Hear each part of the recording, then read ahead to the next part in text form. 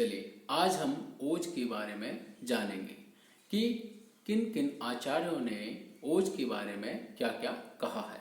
तो सबसे पहले है सुश्रुत जी के अनुसार। सुश्रुत जी के अनुसार क्या मत है ओज के बारे में। तो सुश्रुत जी कहते हैं कि ओज हमारे सर्व शरीर में व्याप्त होता है। क्या? ओज हमारे सर्व शरीर में व्याप्त होता है। अर्थात उसी प्रकार से चरक एवं बागवत जी भी कहते हैं कि ओज हमारे हृदय में स्थित होता है। ठीक, तो ओज हमारे हृदय में स्थित होता है। नेक्स्ट देखते हैं कि अष्टांग संग्रह और अष्टांग हृदय इन दोनों ने क्या क्या कहा है ओज के बारे में।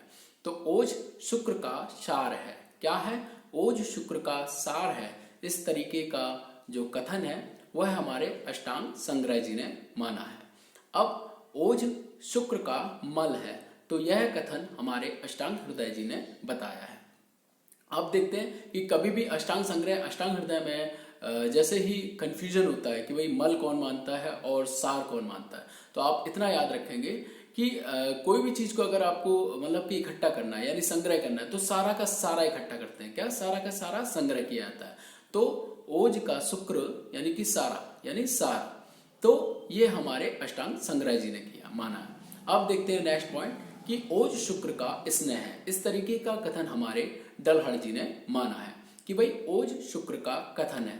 इसी के साथ साथ डलहड़ जी कहते हैं कि भाई ओज और बल में अंतर बताया है। तो डलहड़ जी ने ओज और बल में डिफरेंट भी बताया है कि भाई ओज क्या चीज है और बल क्या चीज है। इनके बारे में जो डिफरेंट है, अंतर है, वो हमारे डलहड़ जी ने बताया है। इसी के साथ साथ डलहड़ जी कहते हैं कि भाई शोणित जीवितम। क्या? शोणित जीवितम या जीव शोणित है ना। तो जीव शोणित हमारे डलहड़ जी ने माना है। किसको? ओज को। नेक्स्ट देखते हैं कि भाई ओज शुक्र की उपधातु है। इस तरीके का कथन हमारे सारंगधर जी कहते हैं। क्या? सारंगधर जी यानी धर, तो हमें धा से पकड़ना है कि भाई ये उपधातु है। ठीक है, धातु यानी धर। ठीक, तो उपधातु कौन मानते हैं? हमारे ओज को शुक्र की, जो कि हमारे सारंगधर जी मानते हैं। क्या? सारंगधर जी कहते हैं कि ओज शुक्र की उपधातु है। नेक्स्ट देखते हैं कि चक्रपाणी जी। तो चक्रपाणी जी कहते हैं कि ओज के दो भाग होते हैं, अर्थात दो भेद बताए गए हैं। एक पर ओज है और दूसरा हमारा अपर ओज है। तो पर ओज और अपर ओज की मात्रा पे क्वेश्चन आता है कि भाई अपर ओज की मात्रा कितनी होती है। अपर ओज की जो मात्रा है वह हमारे अर्ध अंजलि माना है तथा पर ओज की अष्टबिंदु माना। कितना? अष्टबिंदु। यह इन दोनों की क्वांटिटी है जो कि बताया है।